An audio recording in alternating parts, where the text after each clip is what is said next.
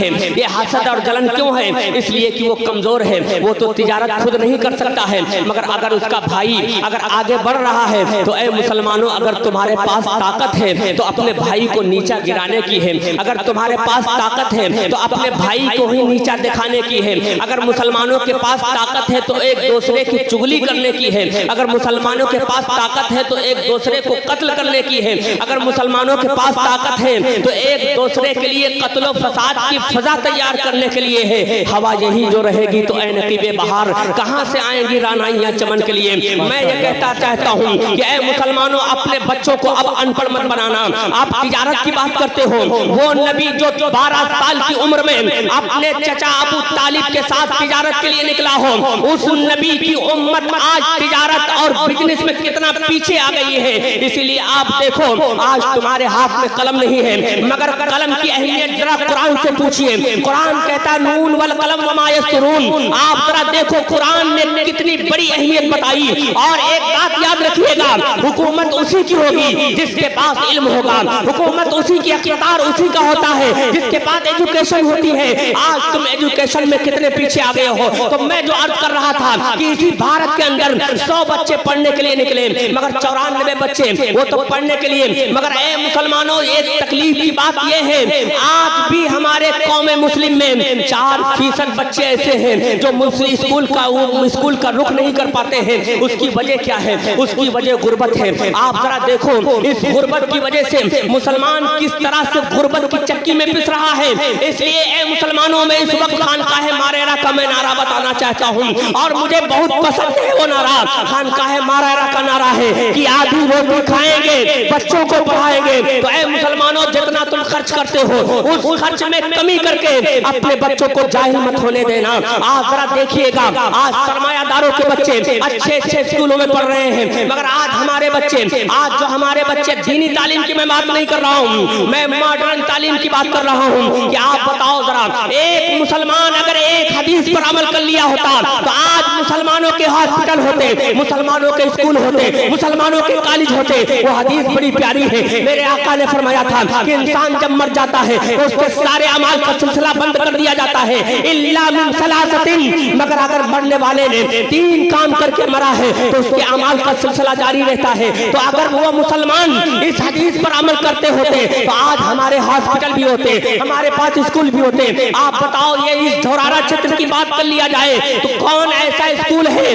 کوئی modern school یا English medium school دکھا دو جو مسلمانوں کا ہو. آپ ذرا بتائیے کتنے افسوس کی بات ہے. آج ہمارے پاس سب کچھ ہوتے ہوئے ہم نے اس طرف توجہ نہیں کی. اگر آپ دیکھیے گا اللہ نے ایک جگہ فرمایا تھا کہ وہ مسلمان کون مسلمان کنتم خیر امہ, مسلمانوں تم بہترین امت ہو. تو یہ کوئی ڈگری نہیں جو آپ کو دے دی گئی ہے, اس کے ساتھ جو قید لگی وہ ذرا سنیے. تم بہترین ہو کب؟ جب تم اپنی ڈیوٹی نبھاؤ گے. تو تمہاری ڈیوٹی کیا تھی؟ اخرجت للناس تامرون بالمعروف وتنہون عن المنکر. تمہارا کام تھا کہ سماج میں بھلائیاں پھیلاتے رہو. جس کام سے تمہارے رب نے روکا ہے اس کو خود بھی آپ کو روکنا ہے, اور جس کام سے تمہارے رسول نے جس کام کو کرنے کا تمہارے رب نے حکم دیا ہے, تمہارے رسول نے حکم دیا ہے, اس کو خود بھی کرنا ہے اور دوسروں کو سے بھی اس کو کروانے کا حکم دینا ہے. تو اے مسلمانوں ذرا دیکھو ہماری ڈیوٹی کیا تھی. ہمارا وجود صرف اپنے لیے نہیں بلکہ اگر ہمارے وجود سے کسی کا بھی بھلا نہیں ہوتا ہے تو ہم تو اس جھاگ کی طرح ہو گئے. وہ جھاگ کیسی, اور جھاگ ایسی کہ اگر بارش ہوتی ہے تو جھاگ کے وہ اوبلے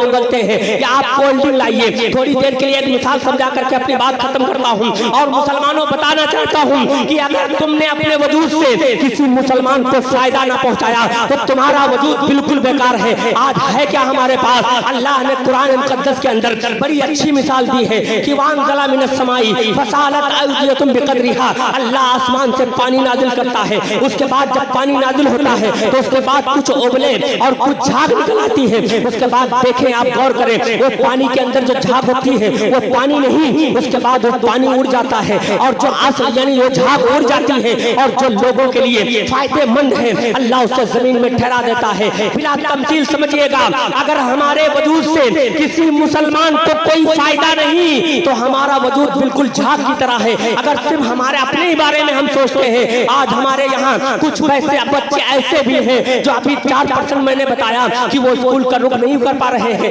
کہ وجہ کیا ہے؟ وجہ ان کی غربت ہے. تو ایک غربت, اتنی غربت ہے کہ وہ اپنے بچوں کو اسکول نہیں بھیج رہے ہیں. تو اے غلامان رسول کمیٹی والوں سنو, تم اتنا بڑا جلسہ منعقد کرتے ہو, اس جلسے کے اندر کتنا خرچ ہوتا ہے وہ سب کو پتا ہے. مگر اے لوگوں, یہ جلسہ صرف رسمی مت بنانا, یہ رسم مت ہو جائے کہ یہ جلسہ صرف رسمی ہوئے اور آپ مزہ لے کر کے چلے جاؤ. نہیں, اپنے نبی کی ان تکلیفوں کو یاد کر لینا کہ جو نبی تعلیم کو آگے بڑھانے کے لیے مکے میں بڑی مصیبتیں جھیلی ہیں, مگر تعلیم کا پیغام کہیں سے آپ نے فراموش نہیں کیا بلکہ سلسلہ جاری رہا. اس لیے انہی کی آپ امت ہو. اور اے میرے آقا کے امتیوں, میں آپ سے بس آخری بات کہہ کر کے گزرنا چاہتا ہوں. آپ کے دل کا احساس میں بیدار کرنا چاہتا ہوں کہ اے مسلمانوں, آج یہ وقت ایسا ہے, اس وقت کے اندر آپ بچوں کے پاس اتنا وقت نہیں ہے کہ آپ کے مرنے کے بعد آپ کی قبر پر وہ جائے گا. تو کم سے کم یہ کام کر کے جاؤ. میرے نبی نے فرمایا تھا 3 کام کرو. پہلے نمبر پر صدقے جاریہ, یہ جو مدرسہ حاجی صاحب نے قائم کیا تھا, آپ ذرا سوچو اس مدرسے کو آگے بڑھانے کے لیے ہماری ہی جماعت کے, اہل سنت والجماعت کے, انہی غلام رسول کمیٹی والوں نے ایک ہمت باندھی. اور میں نے کہا آپ ہمت کریے اور جان لیجئے اتنا کہ ایک دن اللہ کے حضور حاضر ہونا ہے. اور اللہ فرماتا ہے یومئذ یصدر الناس اشتاتا لیروا اعمالهم ثم یعمل مثقال ذرة خیرا یرا ومن یعمل مثقال ذرة شرا یرا. اللہ کے حضور ایک دن سب کی حاضری ہوگی اور چھوٹی سے چھوٹی برائی اگر وہ دنیا سے کر کے گیا ہے اللہ اسے بھی دکھلائے گا, اور چھوٹی سے چھوٹی نیکی اگر وہ کر کے گیا ہے تو اسے بھی اس کے سامنے رکھا جائے گا. گویا انسان کے ضمیر کا بند تالا کھول دیا جائے گا. انسان خود ایسی صورت میں اس کے نامہ اعمال کا بعد میں کھولے جائیں گے. اس کا ضمیر پہلے فیصلہ سنانے لگے گا کہ اب ہم کدھر جانا ہے, جنت ملے گی یا جہنم ملے گا. اس لیے یہ مدرسہ اس کو آگے بڑھانا آپ کی ذمہ داری ہے. حاجی صاحب کو اللہ تعالیٰ کروٹ کروٹ جنت نصیب کرے. انہوں نے جو مدرسہ قائم کیا تھا, اور جب تک یہ مدرسہ رہے گا ان کی قبر پر رحمت و نور کی بارش اللہ فرماتا رہے گا. مگر سنو, دوسرے نمبر پر میرے آقا نے فرمایا علم چھوڑ کر کے جاؤ. اے لوگوں, کیسا علم؟ آپ دیکھیے گا آدم علیہ السلام کو اگر ملائکہ پر فضیلت ملی تو اس کی وجہ علم ہے. علم کی وجہ سے انسان ذرا دیکھیے فرشتوں سے مکرم ہوتا ہے. علم ہی کی وجہ سے انسان کے اوپر لقد کرمنا بنی آدم کا تاج رکھا گیا. علم ہی کی وجہ سے اللہ نے کہا لقد خلقنا الانسان فی احسن تقویم, ہم نے تمہیں بہترین صورت میں پیدا کیا. اس کی وجہ کیا تھی؟ آپ ذرا دیکھو پورے قرآن کے اندر 82 مقامات ایسے ہیں جہاں پر رب نے تعلیم کا ذکر کیا ہے. اے لوگوں, میں یہ نہیں کہہ رہا ہوں کہ آپ اپنے بچوں کو ڈاکٹر نہ بناؤ, ضرور بنائیے, مگر وہ بچے جو ہائی اسکول پہ پہنچنے کے بعد, اور اس میں سے بچے کم سے کم 12% ایسے بچتے ہیں جو ہائی اسکول انٹر کے بعد وہ 12% بچے وہ پڑھائی چھوڑ دیتے ہیں اور کہتے ہیں اب ہمارے گھر کے حالات صحیح نہیں ہیں, اب میں آگے نہیں بڑھ سکتا ہوں. تو وہ کیسے آگے بڑھیں گے؟ اس لیے کہ ہمارے پاس کوئی اسکول نہیں ہے. اے مسلمانوں, آپ کو اسکول اچھے, آپ کی ذمہ داری ہے کہ سب لوگ مل کر کے ایک اچھا اسکول قائم کریں. اور ایک اہم بات یہ بتانا چاہتا ہوں, سب سے زیادہ اس وقت قوم کی ضرورت اچھے مکتب کا ہونا ہے. آج ہمارا بچہ سوشل میڈیا پر کبھی انجینئر فلاں کی تقریر سنتا ہے, کبھی جوکر نائک کی تقریر سنتا ہے, اور اس سے متاثر ہو کر کے اپنا عقیدہ خراب کرتا ہے. آپ بتاؤ اس میں بچے کی خرابی کیا ہے؟ اس میں کس کی غلطی ہوئی؟ یہاں غلطی ہم سے ہو رہی ہے. اگر ہم نے اس بچے کی, ہماری گود میں پرورش پانے والا بچہ آج غیر کا فالوور بن گیا ہے, ہماری گود میں پرورش پانے والا بچہ آج غیر مقلد بن رہا ہے, اس کی وجہ کیا ہے؟ اس لیے صحیح مکتب میں, ہمارے مکتب میں صحیح تعلیم, علماء کرام صرف اپنی ڈیوٹی نہ نبھائیں بلکہ امام یہ ذمہ داری بنتی ہے کہ قوم کی ہر وقت رہنمائی کریں. مگر یہ قوم اتنی بڑی نالائق ہو گئی ہے, اس قوم کو تو اتنی فرصت نہیں ہے کہ امام صاحب کے پاس جا کر کے کچھ علم حاصل کرے. اس میں کوئی 50 سال کا نمازی ہوگا, کوئی 70 سال کا نمازی ہوگا, مگر اس کو ابھی صحیح سے قرآن پڑھنا نہیں آیا. اے مسلمانوں, ذرا بتاؤ, جب کہ صحیح قرآن نہ پڑھنے کی وجہ سے کسی کی نماز نہیں ہوتی ہے. آپ بتاؤ, علم حاصل کرنا تو فرض تھا مگر ہم نے اس کو نہیں محسوس کیا.